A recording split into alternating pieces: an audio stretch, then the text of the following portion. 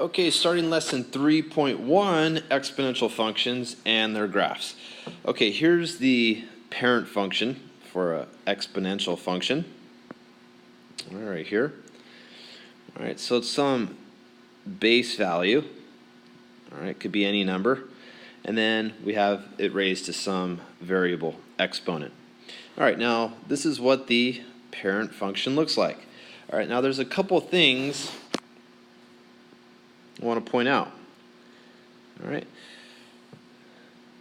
This point here we refer to as our starting point. All right, if you could read that. All right, and then we have a horizontal asymptote here. Okay, so the graph, all right, passes through this point here, and then going to the left here, it just goes up against this horizontal asymptote, okay, at y equals 0. All right, if you throw a negative in front of the variable, then it flips the graph around. All right, that starting point. So it starts from the top and then works its way down. All right.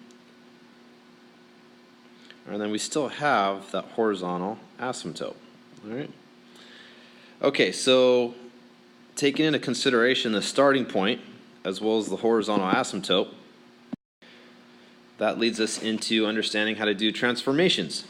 Okay, so if you're adding 1 to the exponent, what impact does that have on the graph?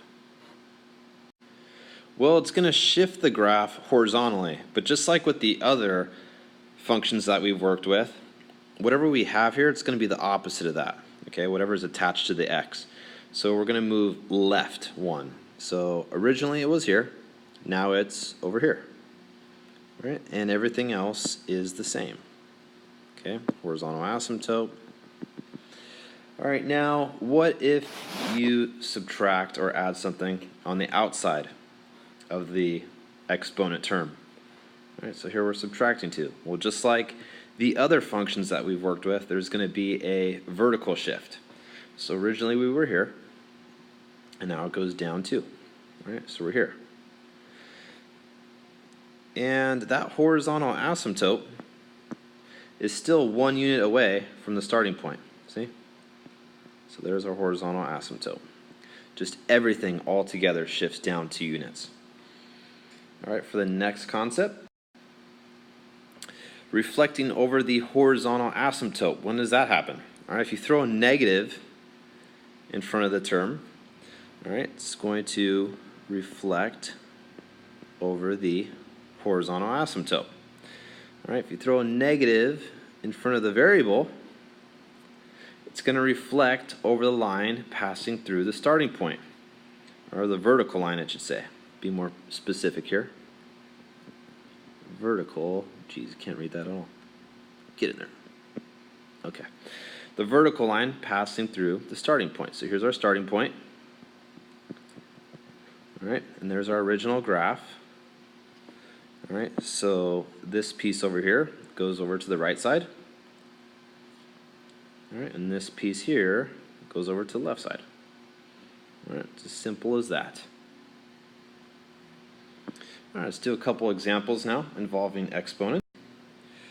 All right, one thing to be aware of is the natural base. It's just like when we work with pi, lowercase e is approximately equal to 2.718.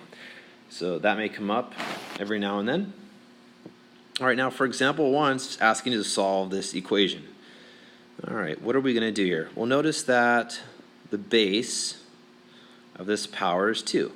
Well, can I do anything to make this a power and have a base of 2? Yeah, you could rewrite 16 as 2 to the 4th power. And then that's equal to 2 to the x plus 2 power. All right, now since the bases are the same, that must mean the exponents are the same. All right, so that's all there is to it. X is equal to 2. All right, for the next one, we have a fraction here, and there are different ways to approach this problem. I'm going to take this 1/3 and rewrite it as a negative exponent, so 3 to the negative 1 power. All right. Okay. And next step is to figure out what I'm going to do. Well, I could rewrite this as 3 to the negative x equals 81. All right, now I have a base 3 here for the power. Can I turn this into a power that has base 3? Sure you can. So I have 3 to the 4th power. Okay, and since the bases are the same, then the exponents must be the same. All right, so just divide by -1. X is equal to -4. Just as a little side note, here's a different approach you could have taken to start off. I could leave the fraction there. All right, and write 81 as 3 to the 4th power. All right, then you could also do this. I could rewrite 3 as a fraction by doing this, rewriting it as 1/3 to the -1 power. All right, so this right here is equal to 3. And then I'm just going to multiply these. So I have 1/3 to the x, and then I have 1/3 to the -4th power. Bases are the same, so x is equal to -4. All right, it's your choice how you want to approach the problem. All right, for the last example, we're working with the compound interest formula. All right, it's not that difficult.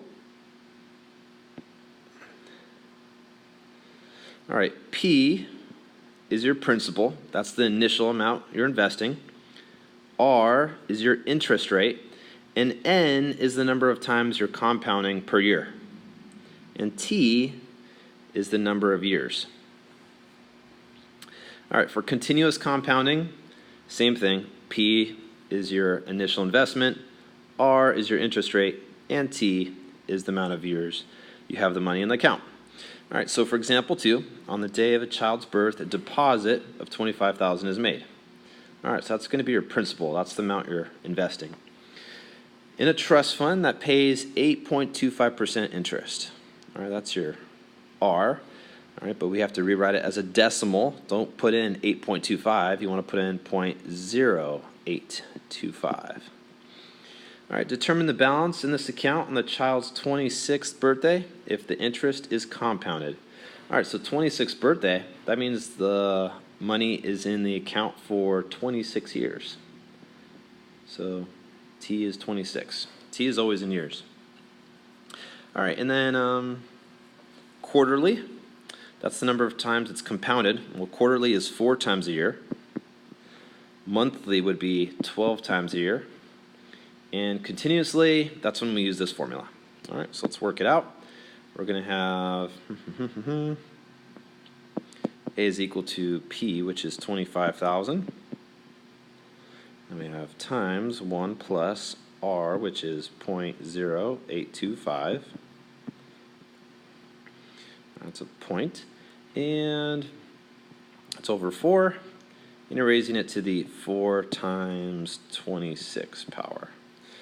All right, if you work that out, you get 208,941.65.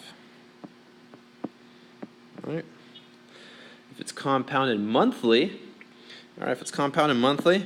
all you have to do is go back to your calculator and change that value there to 12.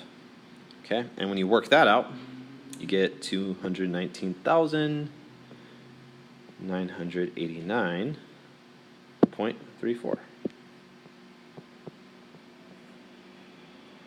All right, and for continuous compounding, is equal to 25,000. All right, and then we have E. And it's raised to the 0.0825 power, and it's times 26. All right, if you work that out, you get $213,551.03. Okay. That's all there is to it. If you have any issues with graphing an exponential function, please ask for help. It just takes a little practice. and then you'll get the hang of it. All right, begin the assignment at the bottom of the webpage.